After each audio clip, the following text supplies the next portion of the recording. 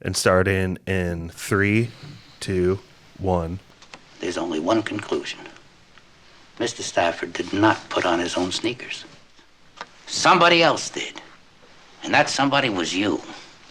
You changed his clothes. Now, you wait a minute, Lieutenant. I'll tell you something. Your little demonstration proves one thing and one thing only. That somebody else put on Stafford's gym shoes. But the fact remains you can't prove that I did it. It could have been anybody. It could only be you. Just one more thing. We're going to put you in jail for life because you tie your shoes funny. This is Spoilers. It's a foggy, dark night here in Goshen, Indiana. Oh my gosh. It's a severe fog warning. It's a perfect night. And at this point, I don't even know how I tie my own shoes. Well, I'm so mind fucked by this. It's a perfect night for Columbo. It's a perfect night for mystery. I could not be more excited about the guest that we have. We're going to very quickly, just to get into the meat of the discussion. So Josh, recording next to me, real quick. What's your workout of choice? If I told you, hey, you got to work out for an hour, what you doing? I would say bike ride. Good choice. And you can bike ride to the hardest extent and get a really good workout. Or you can just kind of relax and take in a Spoilers podcast and kind of cruise. It's a good choice. On a bike ride. So always a chill choice. Bike ride. Josh from Goshen. Maybe not on a foggy night like tonight. You might no, perfect night. Just have a blinker or two. It would be epic to go on a foggy night. Jason, you've been on the pod before. I believe it was Candidate for Crime. Was that the previous Columbo you did? It was the Spielberg episode, the very first episode. Oh, the first episode of Columbo. Something about writers. Yeah, and that lady with the weird teeth. Oh, yes, yeah. It's great to have a Columbo expert on the pod, Jason. Just same question to you really quickly. If you had to pick a workout, what would it be? Well, I'd pick basketball. I don't know about this bike riding. That's not what you used to tell me was your favorite workout. But no, I know. Well, we got a gym now at the facility, so I've been playing a lot of ball. Okay, well there you go. Ball it up. I don't know about your bike riding. I'll go next, Pappy, from my living room. I'm like Josh. I like a bike ride. I've been into the spin bike a little bit lately because I can. A slave to the spin bike. A little bit. Were. Yeah. It's in the living room here with sweatbands on it, ready to go at any time. You have spin biked after podcasts before because you were so dedicated to the cause. You were in some competition and it wasn't healthy. No, it wasn't. But we're through that now. No, well, this is relevant because we're talking about unhealthy athletics in this Columbo episode. And you fell into that trap a little bit. I saw a meme yesterday. It's like, no one knows how much work it is to have a mid-level physique in a clean house. And it's like, that's so true. And clean dishes. Yeah. 1 out of 3 ain't bad. Absolutely. My sink is empty. So, but last but not least, what I'm most excited for, author of Part of the Solution, a book which I will say, honestly, is a rock hard yes for me. I read it in 2 days. Elana Michelson. Welcome to Spoilers Podcast, Elana. Thanks for coming on. Thank you. And do you want to know what my favorite workout is? Of course. Absolutely. Yeah. Absolutely. Well, I would love to say getting on the treadmill and watching reruns of Columbo, except it wouldn't be true. So I probably shouldn't say it. I think a long walk in the woods. Oh, Ooh, hike. Forest bathing. And then a murder happens. No. Well, hopefully not, but Well, I hope you do write that next mystery. I want to ask a couple more questions on your book, Part of the Solution, because before you ask her any questions, can I get my question in there? Yeah.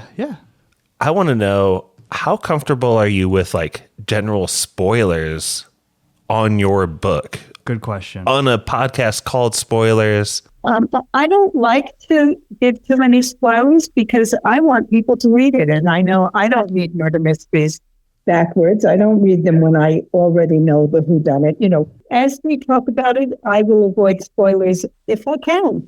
Well, I do want to mention some of your book, at least spoiler free at the top. And I would hope everyone in the Spoilers family goes to Amazon and orders this book. She's not paying us to say this, by the way. We're just saying this because I genuinely like the book. Yeah, go check it out. I read it Go ahead. Yeah, but Amazon isn't paying me either. And if somebody's going to, I don't love Amazon these days. And if True. somebody wants to go and buy the book, they can do it on bookshop.org, where all the money goes to the wonderful independent bookstores that are still hanging in there all over the United States. All about that. Good. Yes, I like that quite a bit. And amend your statement, Pappy.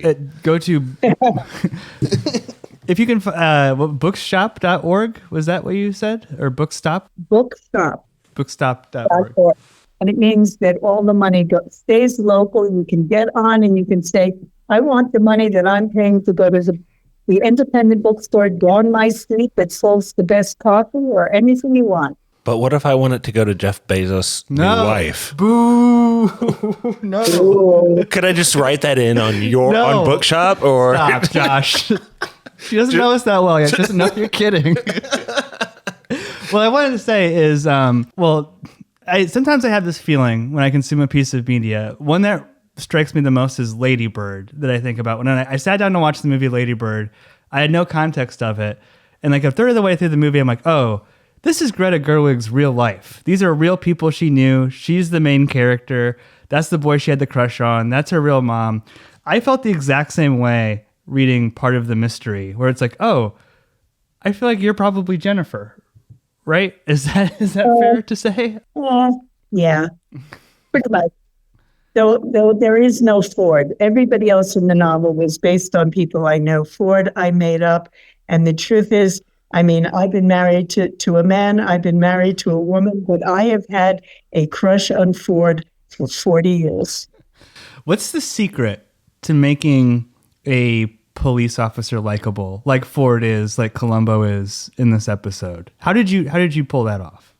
I think there is something about being well-meaning. I think that there is something about them being in a kind of rebellious position vis-a-vis the structure of American policing. You know, Columbo's on his own. He might as well be he's more a private eye in a lot of ways than he is a police officer. He occasionally makes some sort of comment vis-a-vis his superiors or the office or the police station. But basically he's on his own, and the only thing that's driving him is a sense of decency.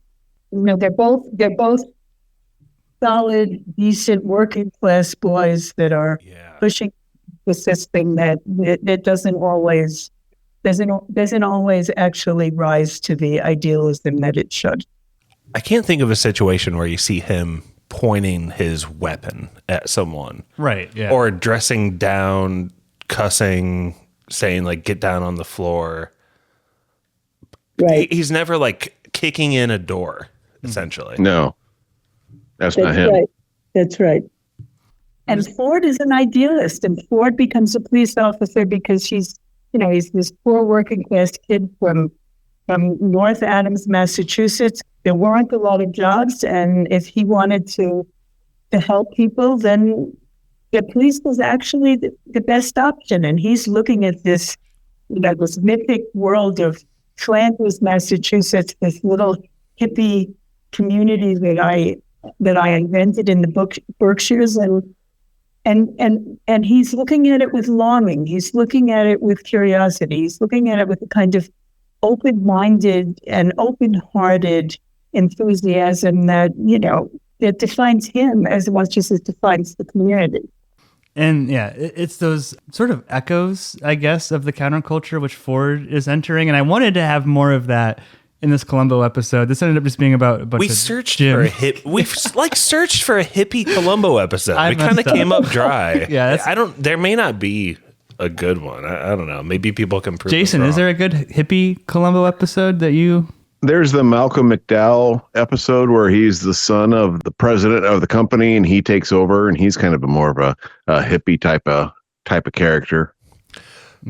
Next time. Dude, we would honestly have Jason and Elana back on the pod for that. So be on hold. We have your emails. So I want to ask one more question, because one, I'm pretty proud of it, and I think it's a smart question. And two, this will be a good transition into the Columbo episode. Pappy, you're smart. Wow. No, you're a smart guy, man. I've always believed in you. Thank you. I appreciate that.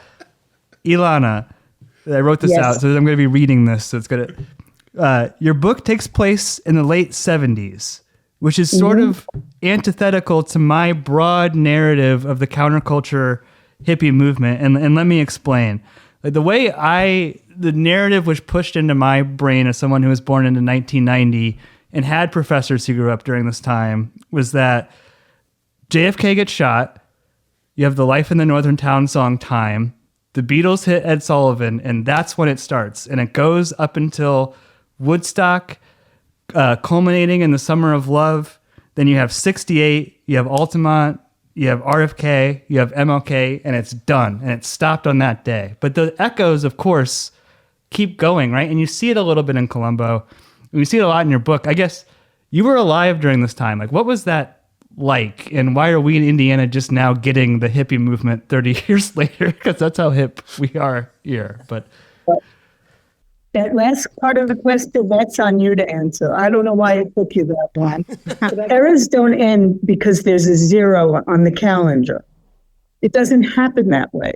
That, certainly the early 70s, and for those of us that were living at really through to the, through the mid and even late 70s, we were still very much living in the same culture that we lived in the 60s. We were going through our 20s and going through our 30s. But if you think about what's actually happening in the 70s, it's very much a continuation.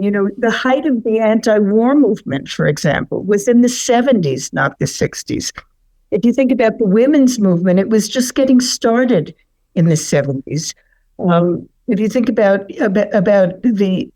gay liberation, Stonewall was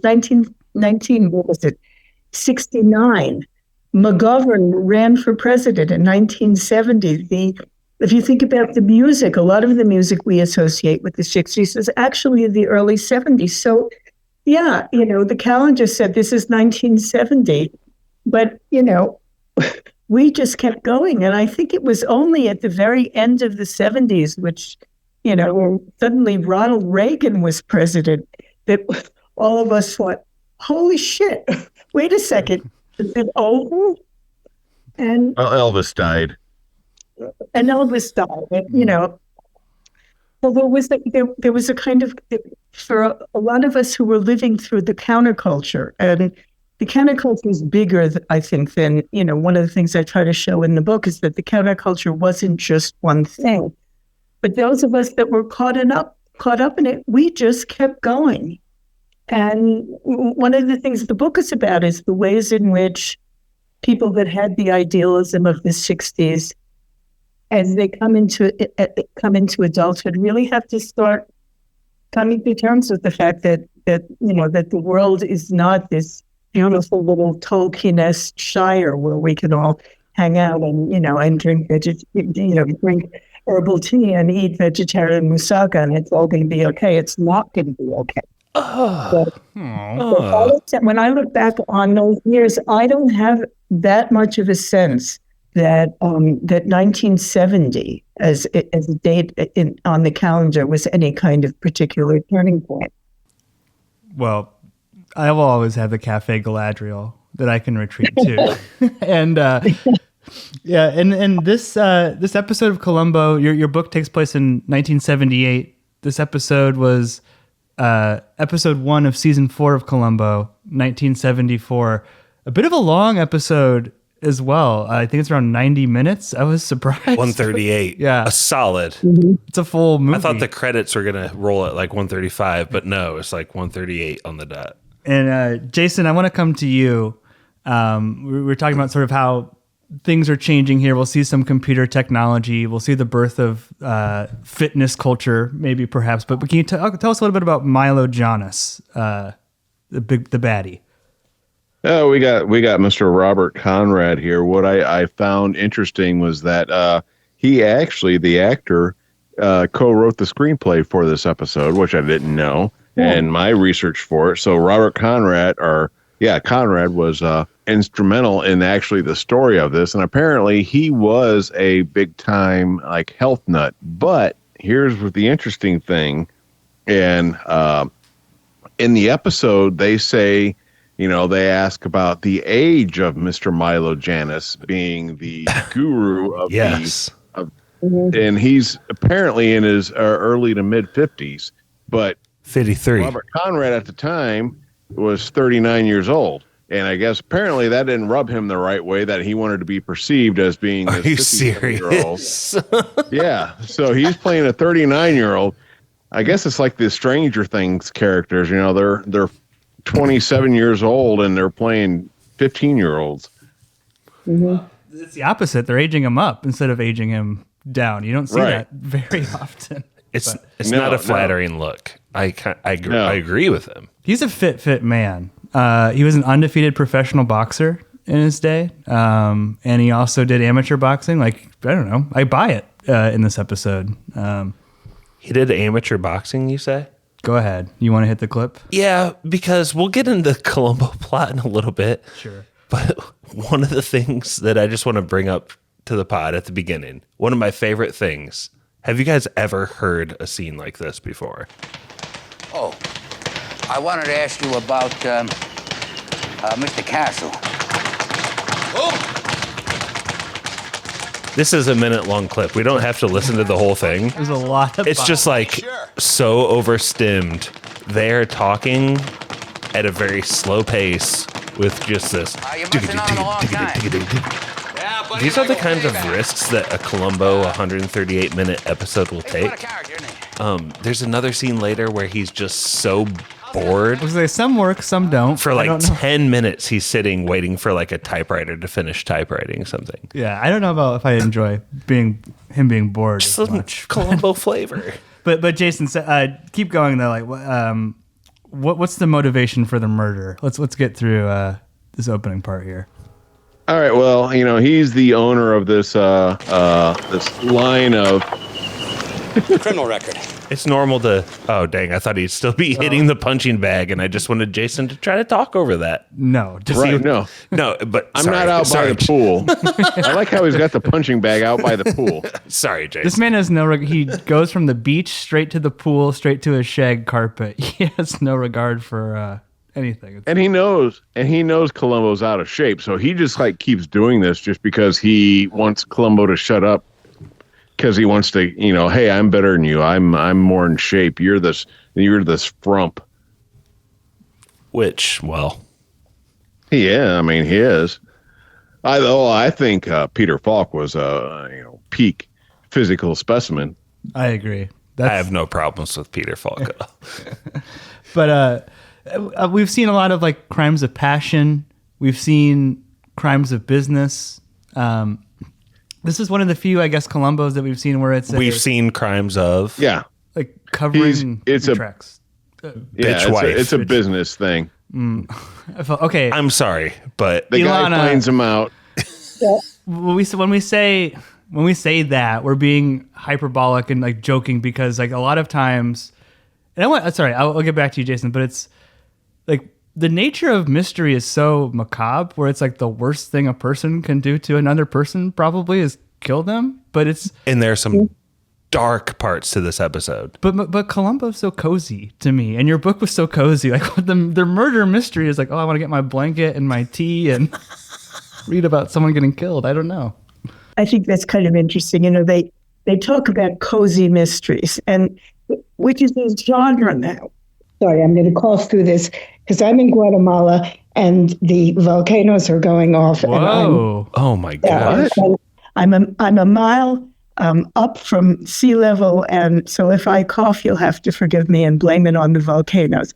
But first of all, part of the solution is not a cozy mystery, because one of the definitions of cozy mysteries is that there's no sex, there's no drugs, and part of the solution is plenty of sex. And God knows there are plenty of drugs, so it's not cozy in that sense. But I think you're absolutely right. I think that there is something so weird about sitting down with a cup of tea, putting your feet up, having a good time reading about somebody getting murdered. The ending of a human life. Okay, but Elana, if you have to go for your safety, oh my gosh, please do. Is there lava flowing towards you? If you have to go. I don't have to go. Okay. I don't have to go. Okay. Okay. Well, Pappy messaged me on the side and he's like, I want to ask her about lava. Yeah. And I freaked out. And I was like, is lava near her? Like, she needs to go. No, not really. There's one active volcano called Fuego, which means fire in Spanish, and it goes off and you watch it puff and you sort of, at night when the sun goes down, you can see a little bit of red stuff. But it's not dangerous. I am not in any trouble. Or if I'm in trouble, it's because I'm going to say something stupid, not because I want to be hit by lava. We got it. The murder. Sorry, Jason. We keep interrupting you. Please take us through the actual crime itself. All right. Well, so Milo, the owner of all this gym franchise that he has, he's franchised it like into McDonald's, to where all these other investors are investing in putting his name on their gym. Well, this guy, this Gene Stafford, the victim, he finds out through some paperwork that Mr. Milo Janis is, he's cooking the books, and he's got all these businesses that he's filtering this money through so he can line the pockets of himself. And Gene figures this out, and he's like, hey, I got the proof right here. And in fact, I'm taking you down, and I'm going to the press as soon as I can. And I mean, he catches Milo in a very bad situation, and he has no option but to figure something out very quickly and to take him out basically that day. So, I mean, hands off to Milo. He figured this out pretty quick, but that's the reasoning why he had to. The message to our spoilers listeners is not murdering someone, is figuring this out quickly. Decisively. You gotta just attack quick. I mean, that's what he did, though. I mean, he was like, okay, no, wait a minute. We got this tape machine. I'm going to schedule this party real quick. It was only after that he scheduled that party. The conflict that happens initially in the office with the coffee burning and him trying to choke him, it's pretty violent for a Columbo. It's a little bit more hands-on. Yeah. The chasing down, I the thought choking. I thought the coffee would be a bigger deal, the burn. I also agree with that. Elana, what do you think about the actual action sequence here? Because Columbo doesn't have a lot of action, but this is it here. A couple dudes wrestling each other in the weight room. Mm-hmm. Oh, chicka wow wow. I'm not sure. I mean, the thing that really struck me about the crime is that, and this is, I think, interestingly part of the 70s, that the crime is a crime of hypocrisy. And one of the things that's coming to the fore in the 70s is a particular kind of cynicism about the hypocrisy of people in power. When I think about the crimes of the 70s, I don't, I could vaguely remember Columbo because I watched it back in the day, but I think about the Pentagon Papers, and I think about Watergate, and I think about the ways in which the scuzzy underside of what was pretending to be idealistic was actually coming to the fore. And that's very much, for me, what Milo is. He is pretending to have a certain kind of, I don't want to call it idealism, but certainly a particular kind of commitment to healthy living. It's a complete fraud. It's a complete sham. And it's the fact that he is going to get caught in his hypocrisy that leads him to murder. There's like enough truth in his lies that let him lead like this great life. He really does work out. He really does get fresh air, but then he really does sell these bullshit pills and like concoctions, and I'm reinvesting it back in the business. When I grow, you grow. And he's clearly just like a smooth con man. Yeah, definitely. Mm-hmm. I think he likes what he's doing, but he just wants to be very rich and very, much of the status of that. So I think he just likes getting that money, but he would still do the same thing. I mean, he's still a health nut. So he's still just going to do that type of stuff, but he just wants a lot of money. He is a con man, and if I think about the biggest con man of the 1970s was Richard Nixon, and you know what? He got caught too. Mm-hmm. And we're hoping for the con men of our age to eventually be held accountable as well. Not me, but the rest of them, can go. Not the spoilers con men, but the others. Just get obviously. Elana, I wanted to ask you though about the specific element. So there's a whole subplot which will be, of course, become more relevant later. The breadcrumbs are being laid of an internal phone call and a tape recording that's played as part of that, which is also very, like, I would guess, new for the time, right? The invention of sort of the answering machine. But I wanted to ask you, and even the tapes, right? It's very Nixon-esque with the recording everything, and that being the downfall. But specifically, the X-rated dirty movie party, was this a thing? Do you remember any of these happening? Oh, it still is. It might have been not the parties I went to. The parties I went to, we were too busy doing drugs and listening to fabulous music. I feel like if you're doing good drugs, the scary movie would just like freak you the hell out. Like, it doesn't really have a place. No, I don't. And the projector room for it as well. Like, what would this have been? Like a Texas Chainsaw Massacre, or was there just like boobs in the movie? Is that what movie are they showing, Jason? He's about to show what movie? Yeah, that's probably and there's that Dallas movie where Debbie Devil in Miss Jones. I don't know. Debbie does it. Yeah. But one of the things that did ring true to me was about the technology, because it was a time that a new kind of technology was coming to the fore. I remember those phones where you had two lines and you had to press one or the other. And one of the things that's kind of interesting about the technology as I look back on it, and this is the thing that Columbo is discovering in the course of this episode, is that suddenly it's a technology that can fuck around with time. Mm-hmm. That you have voice there. You have reel-to-reel tape recording. You can pretend that something happened at one time and in fact it happened at another. And in my memory, that's actually very new and surprising. Well, and I think they really, really highlighted, Josh, you brought it up about Columbo sitting there listening to the computer print off the information that Columbo wants. Mm-hmm. Well, that's all new technology, and Columbo doesn't understand what's going on. He's like, can't you just get on the phone and call? And he's like, no, wait a minute. We just got to wait for the computer to do its thing, and it's like spitting out all this information. There's that same irony now when people will use Chat GPT and prompt it 1,000 times to be like, dude, you just could have written this and revised it. You know what I mean? It's kind of that you think you're saving time with this technology, but you're not at all. Yeah. Same thing, different year. Feeling flat, tired and fat. Milo Janice is where it's at. Keeping trim, healthy and slim. Milo Janice, you're in the swim.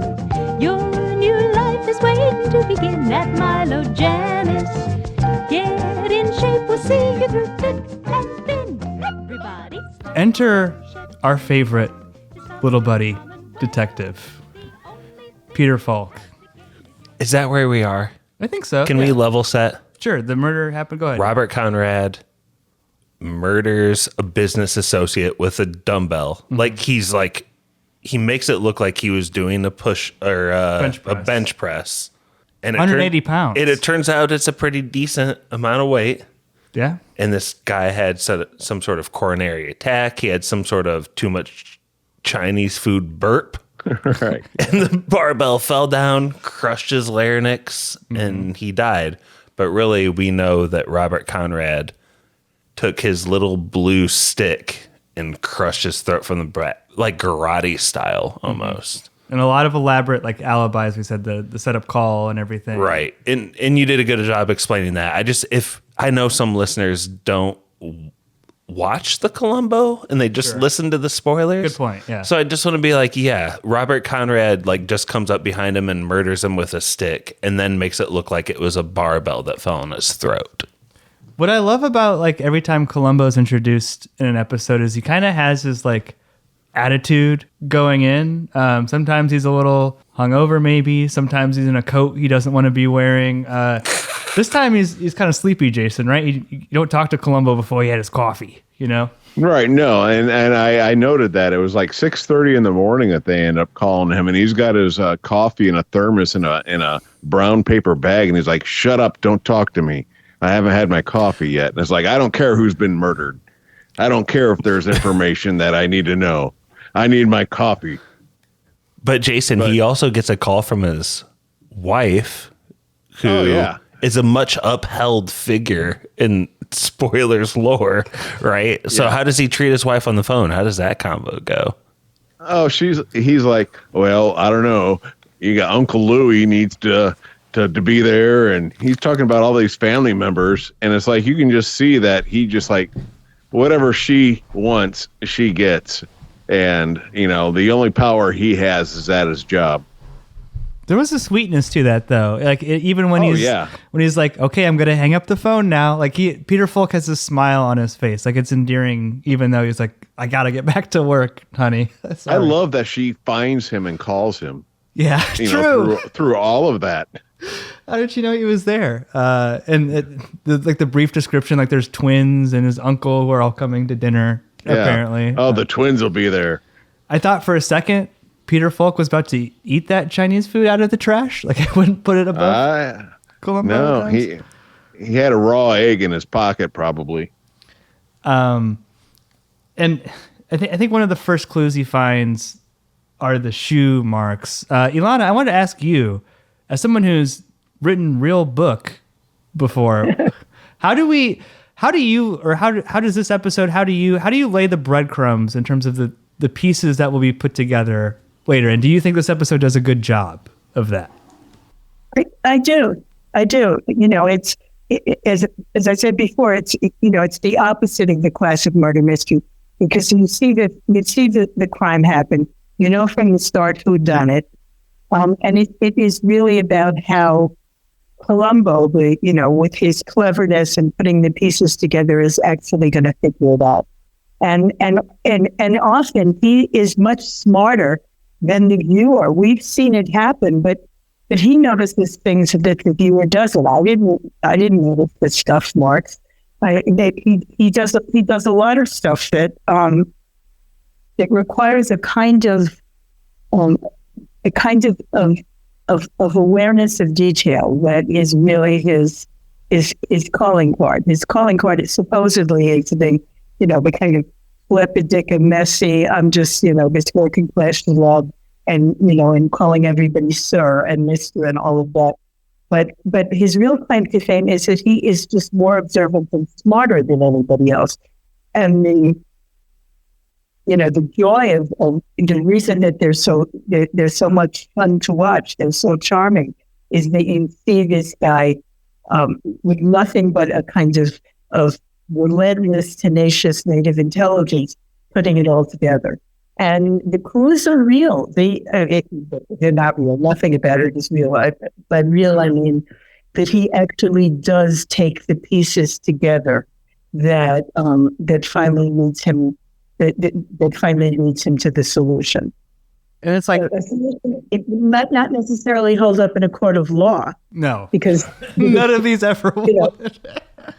But people hire good lawyers and get away with stuff. But he does actually put it together in a way that in terms of the mystery genre is hugely satisfying. Well, we've called it before psychological warfare, the full court press, the attempt to try and make the opponent under so much duress that they just confess to the crime. And that's all he has to do, right? Whether or not the evidence is enough, Columbo is mind fucking you. He is inevitable. Yeah, that's his whole modus operandi through this. So there's the shoe marks. That's pretty much enough for him to realize foul play was involved. He goes to the locker. There's a lot of shots of shoes in this movie. And I will say this, as flimsy as I think the final evidence is, the constant showing of him with shoes him tying his shoes later, him pouring sand out of his shoes. It's setting it up enough. Maybe that's genius that they never bring the coffee up again. Because that coffee burn is just something that, like, they don't need to keep saying it over and over again. They trust the audience to know that that's just part of the mounting evidence. Well, Jason, could you tell us a little bit about when Columbo goes to Milo's home and sees his secretary? Because I think the coffee burn is when, that's all Columbo needs. He's 100% sure Milo is a killer. He's just got to prove it. It's just hot water. Yeah, it's usually that first, when he first shows up at somebody's house, then okay, he's onto him, and he knows, and then he sees the secretary there in her little bikini type of thing, and she tells him that he's out running. Well, what is she doing there? Well, he immediately knows that knows more than what she's letting on to. She's so ugly. Oh my God. Oh yeah. It's horrible. There's an extended shot of her like walking towards the door. It's like, okay, NBC, we are pushing the limits of the mystery of the week here. This is, families watch this show, the cherry bikini. What clue is this really pushing towards? Also, she's getting drunk at 9:00 in the morning before work. Is that like she's mixing a drink? It's the 70s. Yeah. I assume she's already run like 16 miles. Well, yeah. Yeah. By the time you see her here, so. You've heard of a liquid lunch. It's a liquid breakfast. She took all those pills. She's fine. There's a green pill that's like the size of like a half penny that you take. I noticed that one. Yeah. I have a very different view of her. She, in a lot of ways, I don't want to call her an anachronism, but she's certainly a throwback. You see her, she's screwing the boss, even though she calls him Mr. She's very trapped in a particular image of what a woman is supposed to be. You see her in many sports. You see her in bikinis. I have a sense of her as a completely powerless, sort of stand-in for all of the ways in which this guy has completely unearned power over other people. And she's representative of a particular notion of the gal Friday who no longer is in the showboat snacks. She's in the bikini walking around looking sexy at 6 a.m. with a drink in her hand. I see her as a kind of pathetic throwback to a certain notion of femininity that I ended up feeling really sorry for them.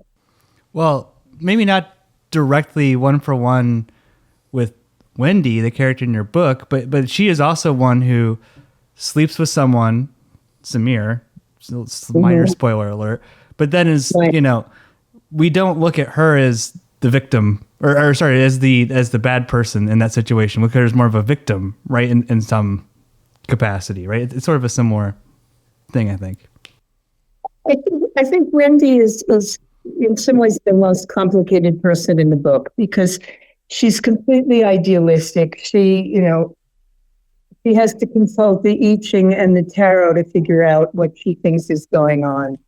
She supposedly believes in free love. Wendy's an airhead. She admits that she's an airhead. Mm-hmm. Not to give too much away, but that's a lot of things in motion in your book. But, to just get back to Columbo real quick, Jason, this next sort of middle section of the episode, there's a lot of ins, a lot of outs. This is Columbo chasing down a couple leads, meeting with the victim's wife at one point. Was there any section that Josh's boxing scene, of course, is in here? Anything in here in terms of the already played the clip. Yeah, we'll never. Yeah, we don't need to play that clip anymore. But anything in here, Jason, that stood out to you in terms of Columbo starting to chase down a couple leads? I think when he finally meets with it was Jean's ex-wife that he starts to see that there were some dealings going on that Jean was getting word of, that she was getting some information about, that made Columbo think, okay, yeah, there's something going on here. There is motive to why if Milo found out that Jean knew something that it would be bad for Milo, and through his, and since he's no longer there, and for him to know that his ex-wife may have some information, that's why she threw the wine in his face at the dinner, and he was trying to take her to dinner to smooth it on over to kind of, so she wouldn't squeal, so to say. So yeah, he was trying to cover all the tracks that he had, and Columbo was just slowly starting to figure this all out by talking with the ex-wives. And can we touch on that scene? Can we rewind to that scene where she throws the wine in his face? Because I think that's clearly her saying, like, she knows he's the murderer. Yeah. Oh, right? yeah, definitely. Yeah. What's the trigger for her? Because, like, I love that she was smart enough to get it at that point, but I wasn't smart enough to be with her in that wavelength. Wasn't it that her ex-husband, the man she had been separated from, had hired the guy who got fired from, again, a lot of ins, a lot of outs, from the corporation to do the... Yeah, he hired like a partner to help. Right? Yeah. Yeah. So she got the notes from him. Right. So he brings her that folder. She offers him wine in the morning, and she offers him like her plate of breakfast that she has, like some toast, of course, and some eggs, bread and salt, and like within that file is enough for her to put two and two together. Yeah, I think. So she literally just read it at night and was like, "This guy, I see the fraud in these numbers." No, I think she knew that she had way more on him than what he could offer her. If someone came to me, Josh, with a dossier on your business dealings, I'd be like, "Oh, Josh is shady." I have one on Josh if you want to. Okay, Elana, did you get a sense that she had one over on him completely when she threw the wine in his face? Is that like a turning point for her and in the episode or not? Have some wine. Actually, it's very good.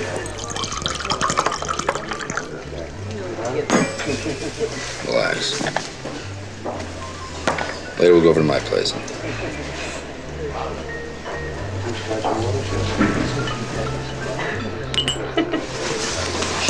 Where are you going? Out.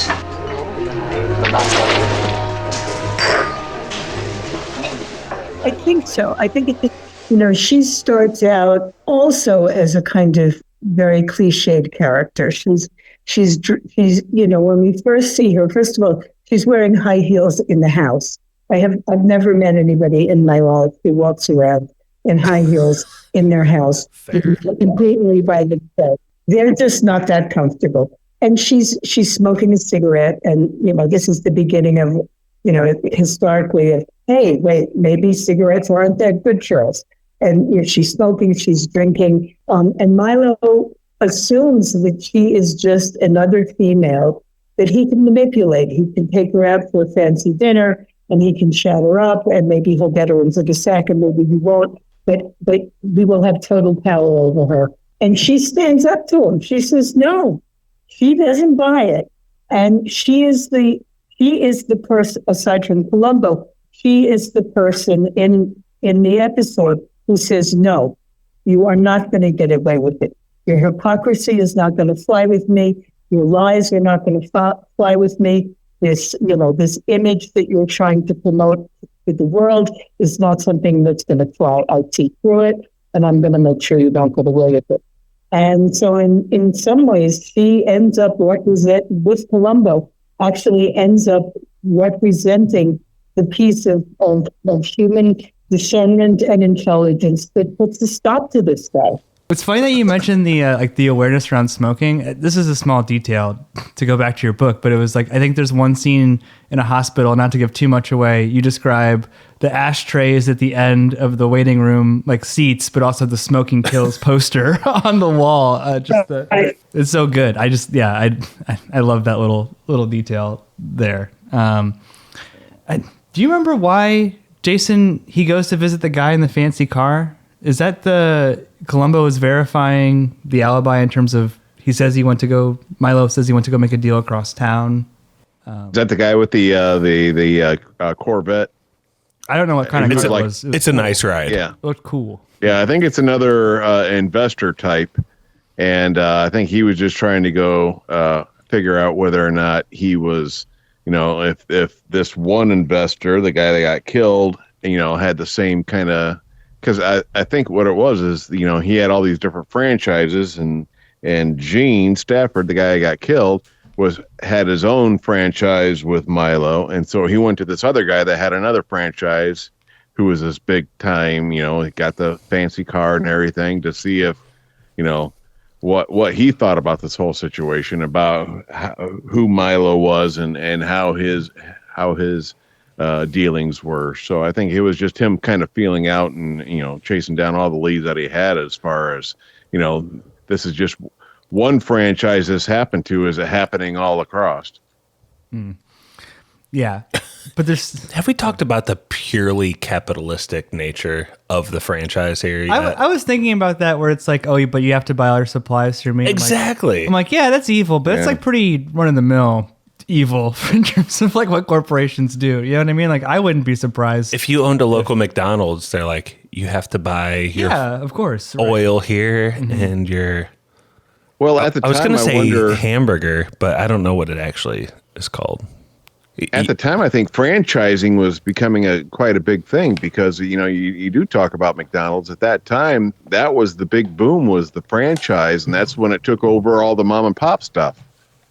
Yeah. I mean, that could be a little bit of what's happening here. There probably wasn't a Planet Fitness yet, but I'm sure at Planet Fitness you have to buy their disinfectant. Just dozens of Funtans around the Mishawaka area. For sure, yeah. Exactly. For your best tan. That all... Get a Funtan. That all came into, that all happened around that time. People started franchising. And so that was, I'm sure that was kind of like the storyline, is like all these different shops are popping up that are all the same company. Well, let's do something along those lines. Capitalism doesn't come off looking very good in Columbo. And that's one of the interesting things about it.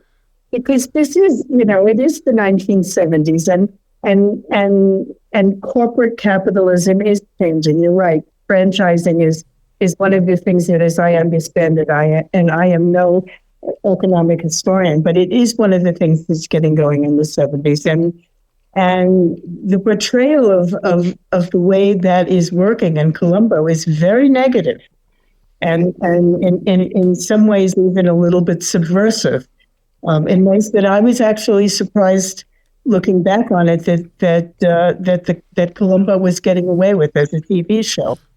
And I think there's something about like Milo where he authentically did care about fitness at one point. Like, ostensibly he got into this business for for the right reasons. Like, he loves to run and stuff, but what he loves more is funneling money to himself through elaborate tax schemes and taking advantage of planning to retire at the age of 54. And by the way, a man died in your gym, Milo. He doesn't really seem to give a shit about that whatsoever. Like, there's no safety protocols. It's just like, it happens. Like, I warned him. Everyone wants to move on. I'm like, or part of the solution. But Josh, Columbo gets a little angry here, I think, in his investigation, right? I guess things start to come to a head near the end of the episode. We haven't seen this very often, but there's something about Milo that gets under his skin, I think. I guess so. He just wants to prove Milo wrong so bad. Mm-hmm. And he does, eventually. But I feel like I want to get more to what Elana was saying. Go ahead. Yeah. Like, if this is just like the start of America becoming franchisee in an establishment like McDonald's or Jimmy John's or your Taco Bell, who's gone from like a few establishments to like hundreds and thousands and global. Sure. Yeah. They've got dozens and thousands and global murders under their belt. Like, all it takes is you to own like 4 or 5 franchises, as this episode shows, that gives you like the amount of motivation needed to commit murder, to choke someone, to crush someone's larynx. It's like a few $1,000 or whatever. Doesn't he say it's like 2 million Swiss francs or whatever? Like, it's like, I'm telling you, like, that's one of the biggest. I took the long way around it, but that's like one of the biggest critiques of capitalism I see in this episode is like, it doesn't take much for you to realize like the quickest way around this is just to fucking kill this guy. Yeah, and then sweep it under the rug. Yeah, sweep it under the rug, and the market will run its course, essentially. Like, it's pretty messed up. We only have a Columbo between us and that sort of lawlessness. Yeah.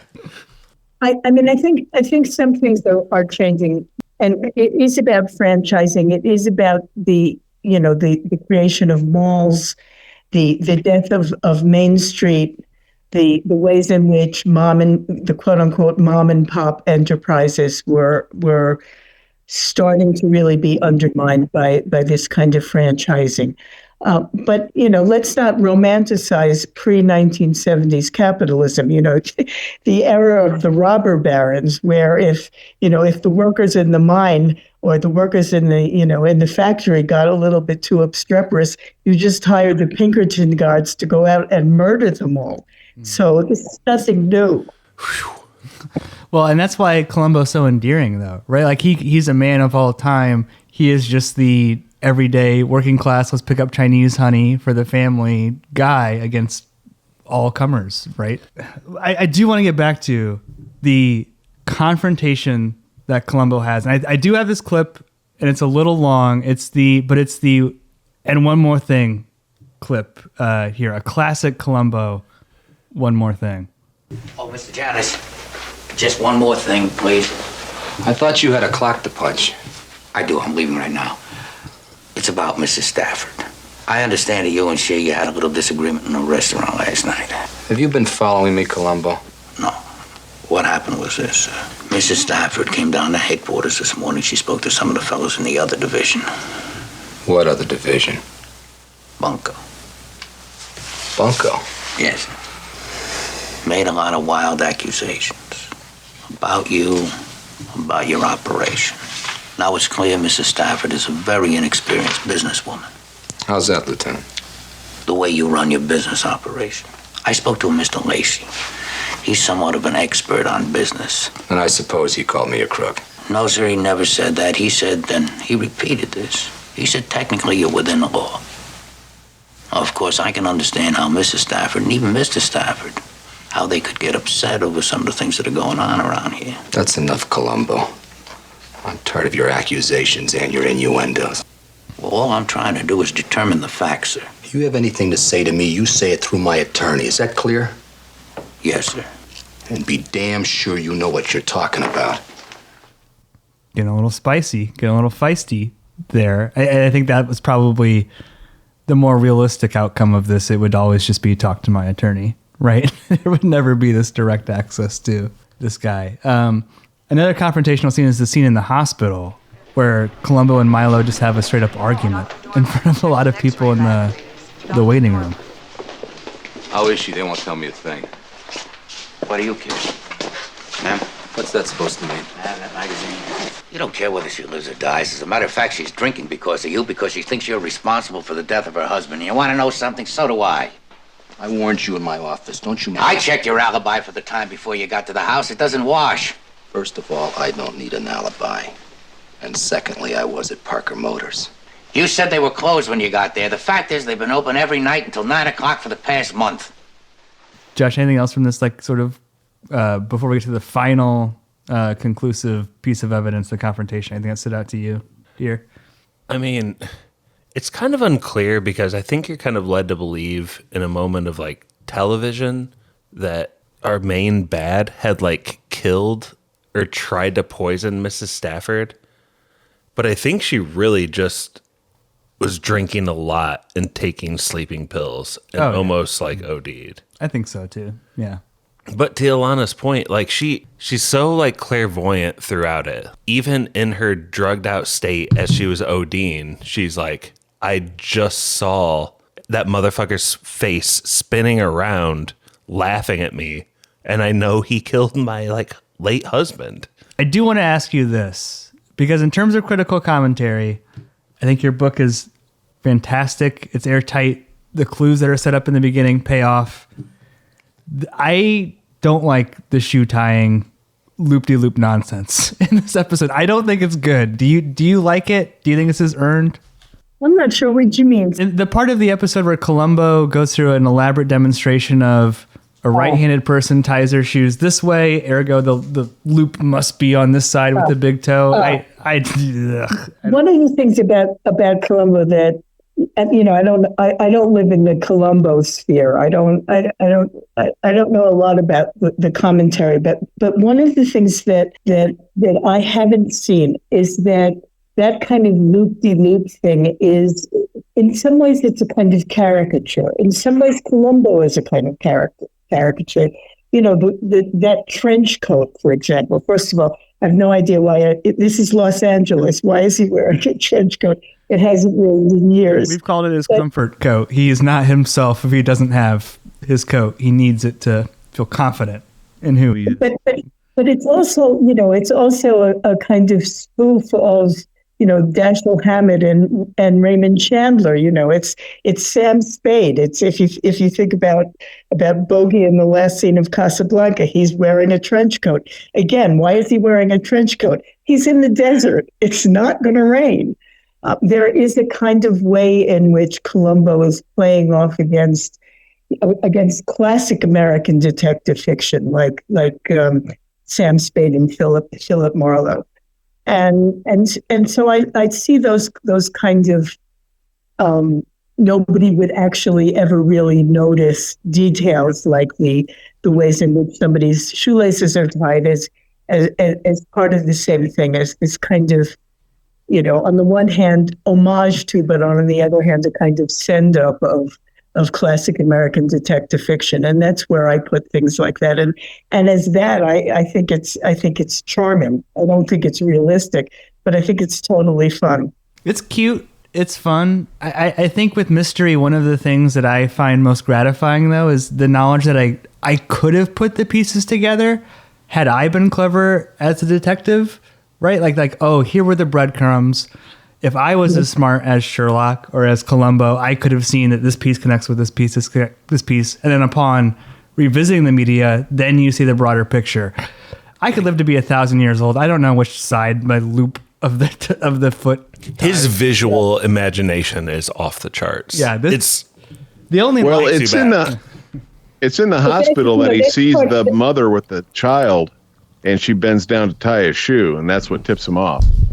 That is part of this sort of psychological underpinning of the murder mystery as a genre. It's what makes it so satisfying. It's that that somebody is in the world smart enough to actually put the pieces together. And if it's a fair murder mystery, the clues were all there, and that's hard to do. I mean, I know as a writer, that's really hard to do. You basically have to write it. You have to write the whole book on a spreadsheet before you can start chapter one, because all of the red herrings and all of the clues and all of the ways in which the clues are being hidden all has to be mapped out in advance. And Columbo as a TV show really did that wonderfully, I think. And it's one of the things that is really endearing about it.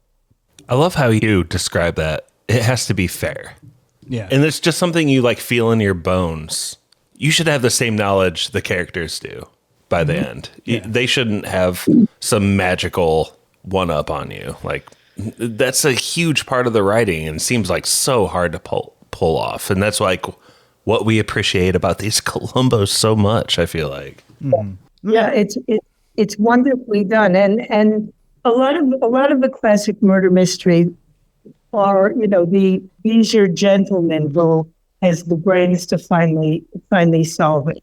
And Columbo is the opposite. Columbo is the working class guy. He's, the trench coat is wrinkled, his shoes are whatever other scuff marks there are. His shoes are scuffed. He speaks with. I'm a New Yorker, and I recognize that accent. Let's go. It's a New York Italian accent. It's very, very specifically located in an image of, the anti-hero of the American everyman who doesn't have any kind of claim to class, but who's smarter than everybody else. And And it's one of the things that I think is most special about it. That wasn't the case in the 1970s in other TV mysteries. Columbo really is unique in that way, and it's totally wonderful. Well, he's not wealthy. He has a dirty, gross coat. He's not celibate. He has a wife who he loves, we talked about how much that endears us to him as a kid. He has a wife that he loves? Well, he works a lot. I don't know. Amend that statement. He has a wife. He stays away as much as he can. He has a wife that he has a wife. Anyway, that's as good as he can put it. Listen, I don't know. There's this little guy, we just love him so much, and it keeps us coming back. There's a reason that he stayed this cult figure of detectives 40 years after the series aired. And like, as ridiculous as this ending is, I don't know, I kind of get a little bit of goosebumps when he's just laying it all out there, and Milo looks at him, he just knows that he's fucked. He knows that. There's a plot hole here. Go ahead, yeah. The whole episode crescendos to a point where what is the main bad guy's name? It's Milo, right? Milo Janis. Yeah. Milo Janis is like peak physique manly man. Yeah. Why doesn't he just like murder the hell out of Columbo here? Like it just freeze frames. Well, Milo gives him pills at one point. Now it's not as deadly as he doesn't take them. It's not as deadly as pickle broth, but pills can be very Columbo deadly. doesn't have other security here. They don't show him cuffing him or convincing him to just come quietly. It just freeze frames with him like pissing Milo Janis off. The Milo Janis I know, when he gets pissed off, he takes the teal rod out of his ass crack and chokes you out. Well, breaks your larynx. What happened after they cut to black? Elana, Jason. I think he's just, he knows that he's a killer, so he's not going to put himself in any situation where he's just, I guess he is alone with him a few times, but, he's got the assistant out, in the next room. Columbo can just outrun him. If worse comes to worse, right? No, he'll jump in his car and go 0 to his super good car. Minutes. Yeah, a super awesome, reliable car. He'll get into that. He'll sick his dog on him. Yeah. You know, in hockey, when they pull your jersey over your face, just think about Columbo's whole freaking coat coming over his face. Can't see shit. He's a sitting duck. It doesn't make sense. That's not Columbo. We talked about this. We can't see him getting in a showdown. Listen. He's never been in this vulnerable of a situation. He literally took pills. I don't know. I don't know. This guy is a T-Rex. Like those ultra alt, like right-wing dudes that are like, this guy's a T-Rex. He's like Andrew Tate. He's so fit. If you back him into a corner, he'll tear your head off. I don't know. You especially know. No, why is that? I don't know at all.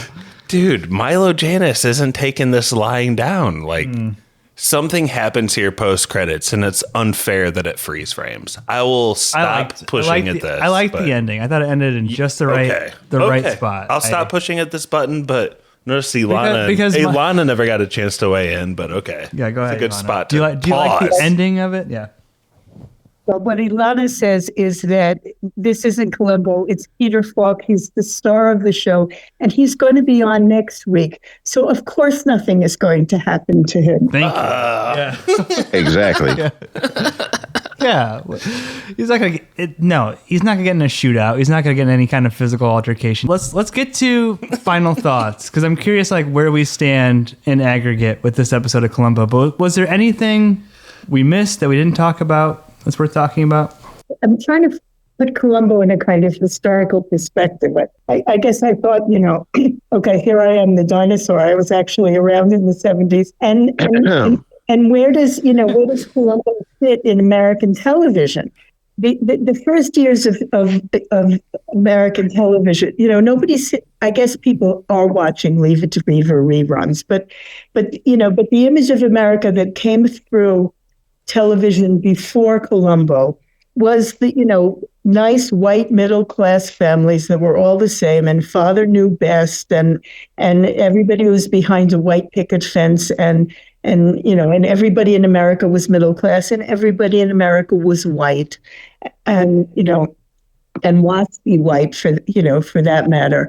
And suddenly you have, suddenly in the 70s, you get a character like Columbo, who's an anti-hero, and suddenly you get, it's only a couple years later that Saturday Night Live comes on.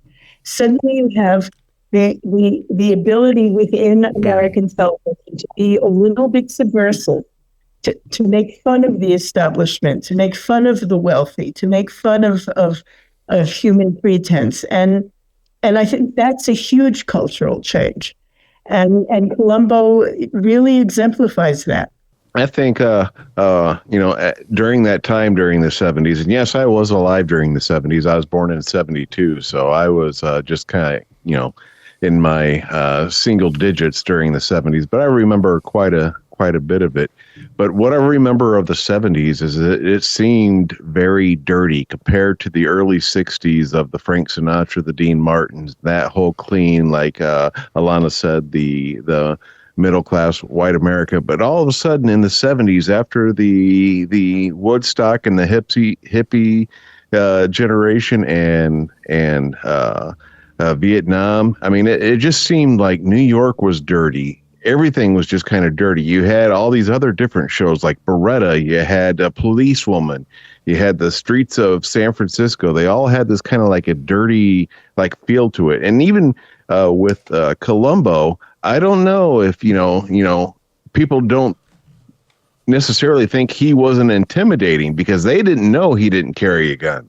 Mm-hmm. This Milo, he didn't know he wasn't carrying a 45 in the back of his waist. I mean, that was never discussed. And you think about it, he's an Italian American who was big at that time. It was the mob was very big in the 70s with Italian Americans. So, I mean, I wouldn't, you see Columbo get kind of ticked off every now and then. And I don't know, I wouldn't want to meet Peter Falk when he got that pissed off. So, I mean, I don't think he just, shucks every now and then when he showed him that kind of a streak in the hospital, it was like, okay, maybe I don't mess with this guy. He is a cop. He might be packing. I'm not going to mess with Columbo, but it was just a dirtier time then. And to have him be able to figure these things out, it kind of reminds me a lot of Dragnet at the time, the Jack Webb. They did a lot of, it was very clean. We're the cops. And then here's this counterculture type of thing. That was just the theme of it. And when we look back on it through the lens of 2026 to 1974, it looks a lot different. Well, and I think that's, whether or not the decades actually end in zeros in terms of like cultural impact and echoes and all of that, our brains think of it that way because our brains are dumb. And so it's like when we think about the 70s, it becomes Dirty Harry, it becomes Taxi Driver, it becomes even this network television show, Columbo, having a subplot where one of the alibis is watching an X-rated horror movie. You know what I mean? It just is. Whether or not, it happened overnight is a different discussion. I think you're watching Salo. No, I hope not. If we're gonna watch Salo till dawn, 120 days of Sodom. Is that the 180 minutes of Sodom? What a party that would be. Terrible stuff. But, I think we should probably get to yes or no's, right, for this episode. Well, I had final thoughts. Well, please go ahead. Yeah, I had one final thought. Right. When Columbo is drinking that carrot juice at the beginning of this, that was funny. He thought it was going to be orange juice. There's something wrong with orange juice. And he's like, I'll have more of this later. It really reminded me of that McDonald's CEO with the big arch. Just a little tiny bite. Yeah. I'm going to eat this for lunch. Let me save these pills for later. No, sir. I'll save them for lunch. That's a good call. Yeah. History repeats. So here we are. It rhymes. I'll go first with my yes or no. And if this is your first episode of Spoilers, we give a binary yes or no. I want to shout out one more time, Part of the Solution by, again, Elana Michelson. Do not buy it from Jeff Bezos. Buy it from a local bookstore if possible. I'm going to distribute them throughout the little free libraries in Goshen, just so this community can. If you happen to buy the book and the Kindle, don't let your friend Stevie take the book. Yeah, Stevie has my book still. And then not get on the podcast, not let Josh get the book. Right. And just take the book. I will say, Elana, I would like an autographed copy of the book if we could make that happen behind the scenes. But I hope our audience knows I never patronize to them. I never like, we've had people's movies have been like, can you review our movie before? Of lesser art? Well, it hasn't happened here, but we've torn that movie apart. And I've always kept it real with the audience. Part of the solution is a great mystery. I really thoroughly enjoyed it. We were playing video games last night, and you told me about the book. I was like telling you the whole book. And you were really excited about it, and I loved it. And I'm probably going to read it. Like there's this cool guy named David who reminds me of you in the book. And I just need to tear the physical copy away from Stevie so I can actually read it. So, but again, I thank you so much for being on the pod. I do just want to say that. But in terms of this episode of Columbo, it's a solid yes. And I never have a bad time watching Columbo. I think other episodes are a little bit tighter. And I don't know if even like the critical commentary it's trying to make of like about technology and the IBM system, it's like, well, watching someone be bored is boring at the end of the day. You know what I mean? Like very meta. Right. Yeah. At the end of the day, it's not what I want to see, but it's away your suspension of disbelief to some respect, I think. I always have fun. Yeah, exactly. It's not what I want to see, but I always have fun with the little buddy. Like I said, even at the end, I got some goosebumps, like just the way when Columbo is delivering the death nail of his psychological mind fuckery and it washes over the perp like a wave that he has just been outclassed at every turn. It never gets old. And I love it dearly. So I would say a hard Viggo Mortensen yes for both this episode of Columbo and part of the solution. Josh, go ahead. Yeah, this is a big yes for this Columbo. I told Pappy and Stevie earlier today, this is a banger episode. It's just watch it. You're going to love all 138 minutes of it.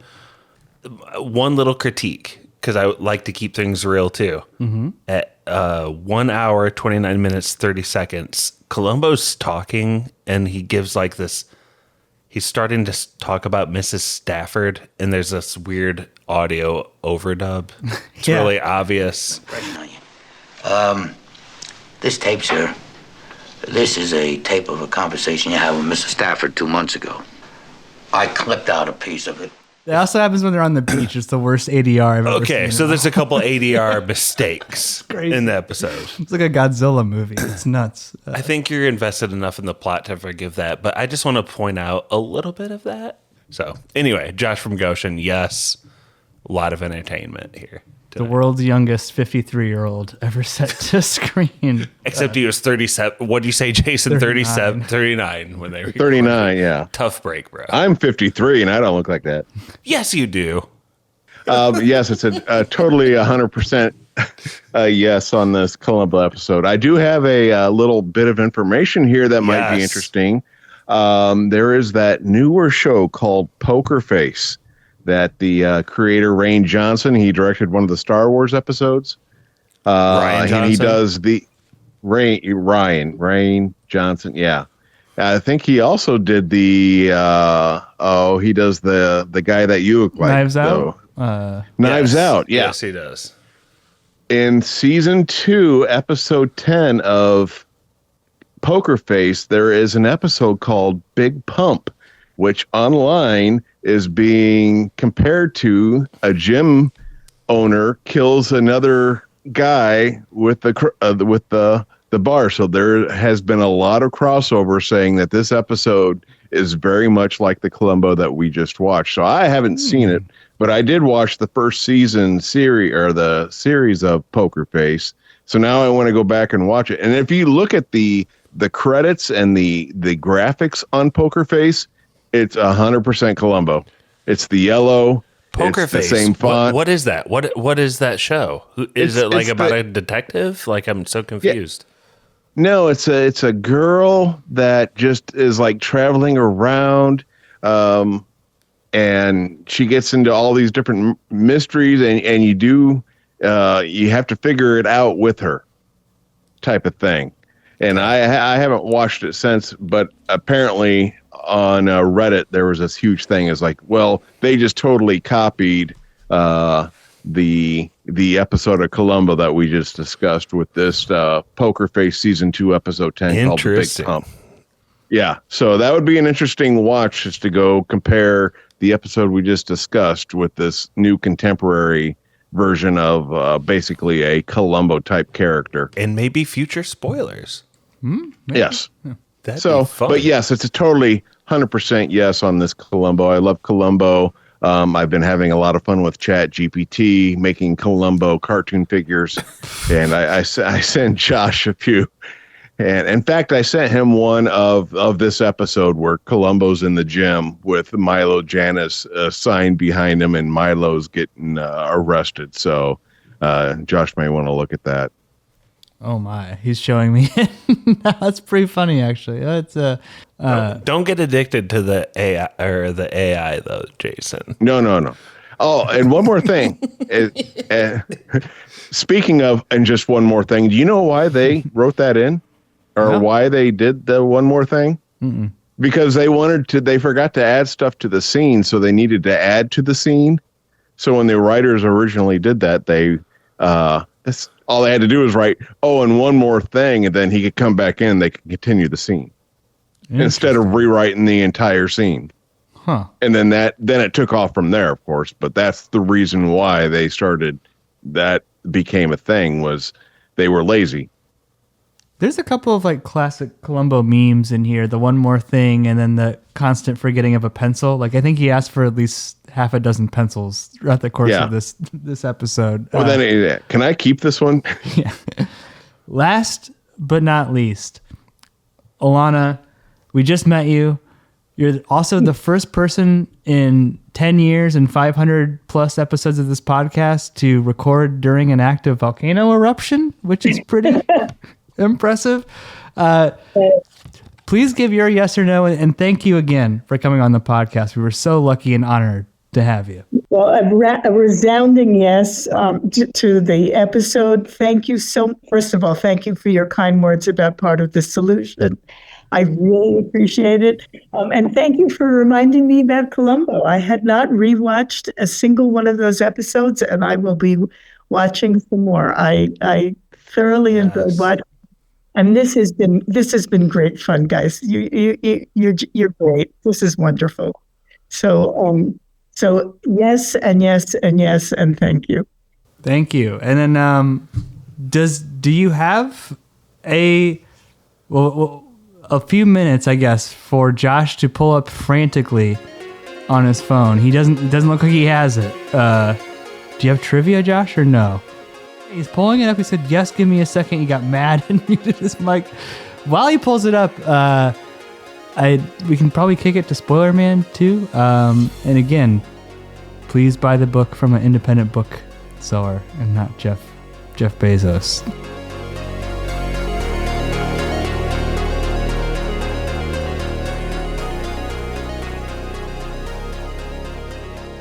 Please check us out on patreon.com/spoilerspodcast.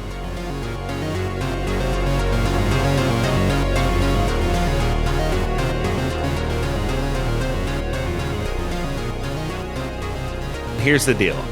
Principal Blue Sky has provided us with trivia once again. Okay, one of our listeners? Yeah. Okay. And usually they're like heavy movie trivia, and you like have to combine two movies. Mm-hmm. But today, I'm going to tell you the name of the first song. You can guess an artist or pass. Then it goes to Elana. Yeah. And then she'll get the second song. But the amount of points you get for the guess dwindles as we go around. Okay. Sure. Okay. Okay. Yeah. So we're just going to go through a few. So I got to name the artist for the song. Yep. Okay. Choice is yours. Okay.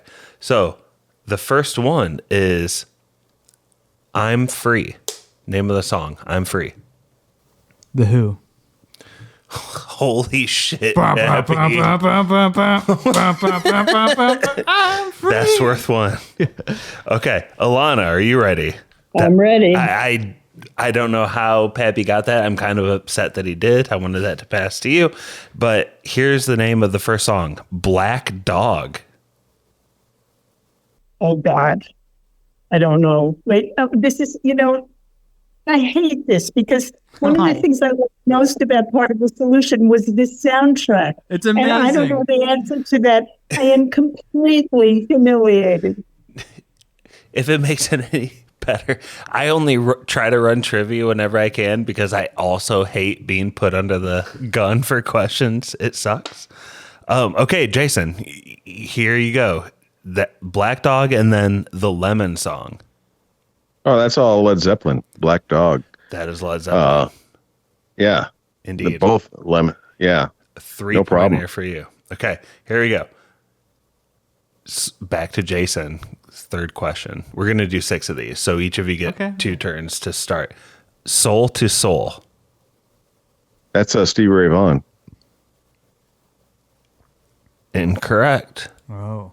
No, he did. No, wait a minute. He did Soul to Soul. There was a song Stevie Ray Vaughan did called. What year? That would have been 1983 or 84. Late. It's too late. It's not the Ridge. Okay, go ahead. Not the original. Okay. Pappy. Beauty is only skin deep. Pass. I don't know. Lana. Nope. I can't get next to you. Yeah. Oh, I know. I feel like I'm failing my entire generation. I would not know this if it's. I don't know it. Yeah. So that's Soul to Soul. Beauty is only skin deep. I can't get next to you. I will live through this humiliation too. Oh man, no! This is how I feel in trivia, Pappy. I told you. The interweaving of Bob Dylan in Part of the Solution is Bob amazing. Dylan. Yeah. Give me any Bob Dylan song. I'll recite the entire lyric. But this stuff, no. Well, okay. I just want to say before you go, the way you described, I think you said it was the wallpaper in your brain, Bob Dylan lyrics. That's pretty beautiful, man. That's cool. That's some cool stuff. I like the way you said that. Alana, we're going to try to have you back on the pod. I hope that's been obvious so far. Okay, so the last one here, Jason, you seem like you know it so far, but My Girl for 1 point. Yeah, these are all Temptations. Okay, that's correct. So you and Pappy are both at 4. Back to Pappy. Okay. Okay. I'm Alive. Pass. I don't know. Okay. Alana, America. Yeah, that's Paul Simon. Walked off to look. It's not what my notes say, and I could be proven wrong here. Let's just press on. He does have a song called that, but yeah, go ahead. Jason, If I Don't See You Again. Is this so the 3 songs are America? I'm Alive. If I Don't See You Again. I want to say U2. Incorrect. Pappy, I'm Alive, America, If I Don't See You Again. And the one that's supposed to give it away, the 4th one is always like the giveaway, right? Cherry Cherry. Oh, okay. Neil Diamond. Well, duh. Neil Diamond. Yeah. As played by Hugh Jackman. Again, worth Wait one. a second. America is Paul Simon. Come on, counting the cars on the New Jersey Turnpike. They've all come to for America. Come on. It took me 4 days to hitchhike from Saginaw. We've all gone to look for America. I want a half a point at least. Don't give her despair half yet. a point. Whew. I've been rattled by this. I didn't expect so much pushback. Okay. Baby Be Mine. To who? Who is this? This is to Alana. Okay. Nope. Okay, Jason, Don't Stop Till You Get Enough. Don't stop till you get. Oh, that's Michael Jackson. That is a Michael Jackson joint. Jason. Don't stop till you get enough. That's a Baby, 3-pointer for you, buddy. Am I winning? This is the last one. You're killing. But the discretionary points have yet to be distributed. So, okay, Jason, here you go. Any Way You Want It. Yeah, that's a Journey. Easy. Alana, we love you so much for joining us tonight. Before we give it to Jason to give some sort of hot take on pop culture that he wants to talk about, do you want to have one last chance to push your book? How can our followers follow you? Well, let's see. How can you follow me? My publisher says I have to blog. I do have a website. I'm currently doing a bunch of videos asking well-meaning people with progressive politics and loving hearts how they're part of the solution. And I'm doing that on Instagram and Facebook. And I guess the thing I would say about the book is that I tried to look back on the 70s with a little bit of with some loving critique. I tried to make it funny. I think it is funny, and I tried to, if people are interested in what one particular generation did in the way of trying to be part of the solution, then that's what the book is about. Yeah, it's a murder mystery, but it's also a kind of retrospective and comedy of manners on the 70s that is not uncritical, but basically loving. And anybody who's curious about what it felt like to be around in those days, part of the solution is one way to figure it out. Then Jason, do you have your hot take? Ready to kick it to Spoiler Man? Of just anything I want for pop culture? You can say anything you want at all, but then just... I'm going... Last time we had you on the podcast, we were like, what book do you remember pre-high school?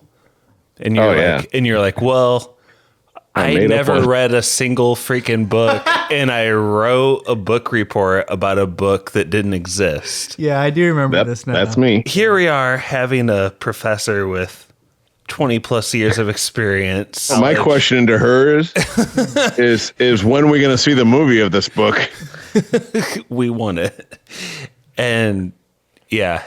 Why not? I'm just glad to have like our most read guest of all time, Elana, definitely, yeah. And then our least read guest of all time, Jason, on the same pod. Creative guest. See, I'm a writer just like she is. Well, yeah. Well, I mean, no, not at all. We're all writers just like she is, yeah. And I would say that there are many things in this world that are overrated, but reading is not one of them. Indeed. Come on, Jason. All right, sorry. One thing. I know. Can I ask you one more question, Elana, before? Sure. So, like, I've been trying to think of, like, a snappy name for this, and the best I've been able to come up with is some acronym of men over the age of 35 who also read novels that aren't just historical fiction. But, like, for some reason, I turned 35 recently, and I had a friend at a tailgate, and I know you said sports is the opium of the masses, but I had a friend at a tailgate who said, why would I ever read fiction? And it's one of those, like, arguments that you get into where, like, you think of all of the clever, cool things you could say months and weeks after him saying that. But, like, what is your case? Because men my age just tend not to pick up a novel. Like, why should we read novels? Because they're the best way I know to enter into the consciousness of another human being, and entering into the consciousness of other people and identifying the ways in which we all share humanity is part of the solution. And that's why we read novels.